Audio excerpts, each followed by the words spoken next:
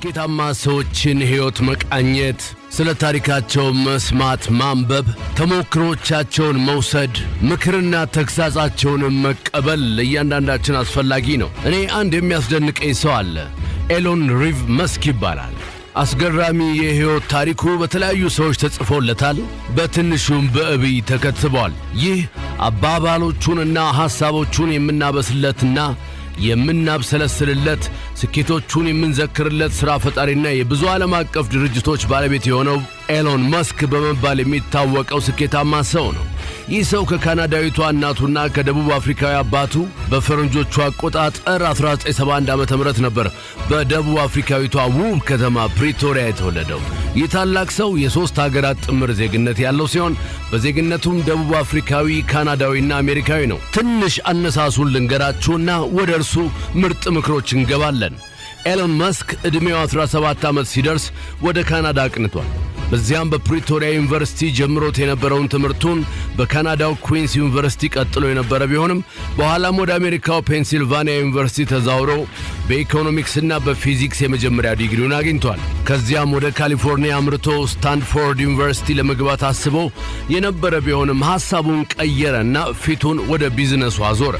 ወዲያውም ከወንድሙ ጋር በመሆን ዚፕ2 የሚባል የዌብ ሶፍትዌር ኩባንያ መሰረተ። ሰውየው ቀላል ሰው አይደለም። ምንም አይነት የኤሮስፔስ ዲግሪ ሳይኖረው እንደ አውሮፓውያን አቆጣጠር በ2002 ዓ.ም ስፔስ ኤክስ የተባለውን የስፔስ ትራንስፖርት የሚሰጠውን ግዙፍ ኩባንያ መስርቶ እስካሁን ድረስ የድርጅቱ ዋና ሥራ አስፈጻሚ ሆኖ ያገለግላል። በኤሌክትሪክ ኃይል የሚሰሩ መኪናዎችን የሚያመርተውን ታዋቂውን የቴስላ ካምፓኒም ተቀላቅሏል።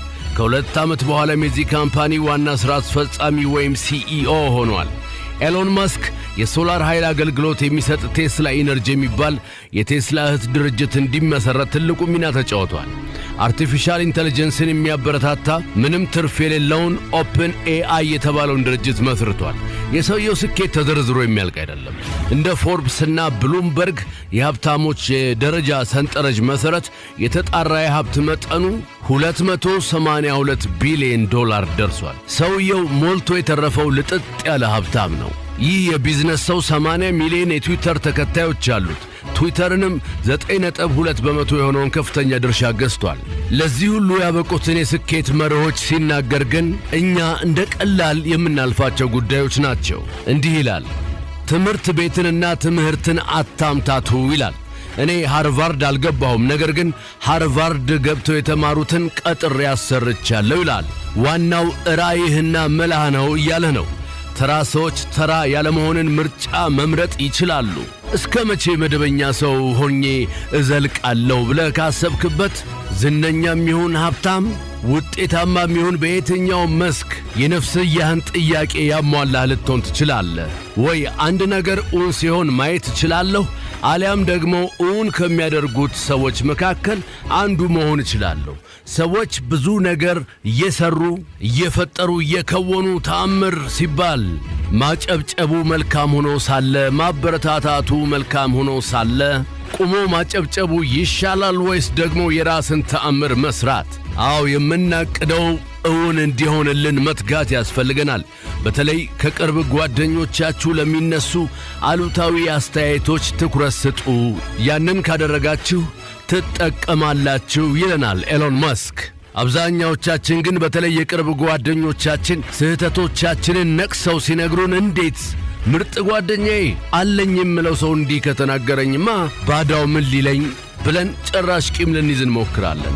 እርሱ ግን ከቅርብ ጓደኞቻችሁ ለሚነሱ አሉታዊ አስተያየቶች ትኩረት ስጡ፣ ትጠቀማላችሁ ብለዋል።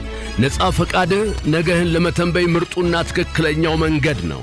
ፈጣሪ የሰጠን ነፃ ፈቃድ በስህተት ወደ ገደል እንዲከተንም ልንጠብቅ አይገባም። ነገር ግን ሕይወት በውጥረት ስትከበብ፣ ዙሪያችንን ጭንቀት ሲሸብብብን፣ ሐሳባችን ውጥርጥር ሲልብን ለ15 ደቂቃ የእግር ጉዞ ለብቻችን እያደረግን ነገር ዓለሙን እርግፍ አድርገን በንጹሕ የነፃ ፈቃዳችን መሠረት በሕይወት ምን ማድረግ እንዳለብን በየቀኑ ከራስ ጋር መምከር ነው። እንዲህ ይላል ደግሞ ጊዜም በአግባቡ ለመጠቀም ምንም አይነት መጽሐፍ አላነበብኩም ይላል። ስለዚህ ስለ ጊዜ አጠቃቀም መጽሐፍ አያስፈልግም ገብቶኛል ማለቱ ነው። ምን ያህል ለጊዜ የሰጠው ዋጋ ከፍተኛ እንደሆነ እንዴትስ እንደከፈለው የሚያሳይ ነው። ዕውቀትህ ኃይል ይሰጥሃል፣ ሰናይ ምግባርህ ደግሞ ክብርን ያድልሃል። ውድቀት ምርጫ ነው። ነገሮች ፈታኝና አዳላጭ ካልሆኑ አዲስ ነገር አትፈጥርም። ከእንቅልፍ ስትነሳ ቀንህ ጥሩ እንደሚሆን ካሰብክ ውሎ የፈካ ይሆናል። ታጋሽነት ጥንካሬ ነው። ስለዚህ ትዕግስትን እየተማርኩ ነው። እንደ ትዕግስት ያለ ከባድ ትምህርት የለም ይለናል። ብቻቸውን የሚበሩ ጠንካራ ክንፍ ያላቸው ብቻ ናቸው። ሁሌም ነገሮችን በተሻለ መንገድ ለማከናወን እናስብ። ራሳችንን መጠየቅ አናቋርጥ። ረጅም ጊዜ ቂም ለሚይዙ ሰዎች ሕይወት አጭር ናት እንዳለው ይሄ ሽክክ የሚለውን የቂም መንፈስ በየቀኑ እያራገፍን እየጣልን እንምጣ። በሕይወትህ ብዙ ሽንፈቶችን ትከናነባለህ። ነገር ግን አንተነትህ ይሸነፍ ዘንድ በጭራሽ አትፍቀድ። ሕይወት ችግርን ከመቅረፍ በላይ መሆን አለባት። ሰዎች ግባቸውንና ምክንያታቸውን ካወቁ የተሻለ ይሠራሉ፣ የተሻለም ይሆናሉ። በስተመጨረሻም እንዲህ አለ፣ ተጨንቄ ነበር፣ ተበድዬ ነበር፣ ተሰድቤ ነበር። አሁን ግን ሁሉም ነገር አልፏል። እናያለን፣ እናስተውላለን። ማንም ስኬታማ ሰው ደልቀቅ ብሎ ወደዚህች ከፍታ ቦታ ላይ አልመጣም። ተዋርዷል፣ ተንቋል፣ ተሰድቧል፣ ተገፍቷል፣ ወድቋል፣ ተነስቷል፣ ተተፍቶበታል፣ ተስፋ ተቆርጦበታል። ራእዩ ካልጠፋበት ግን ልክ እንደ ኤሎን መስክ ወደ ከፍታ ከፍ ከፍ ማለት ይጀምራል። ሁል ጊዜም ከሃ ጀምሩ፣ ፖ ይደረስበታል። እንዳማረባችሁ ዋሉ።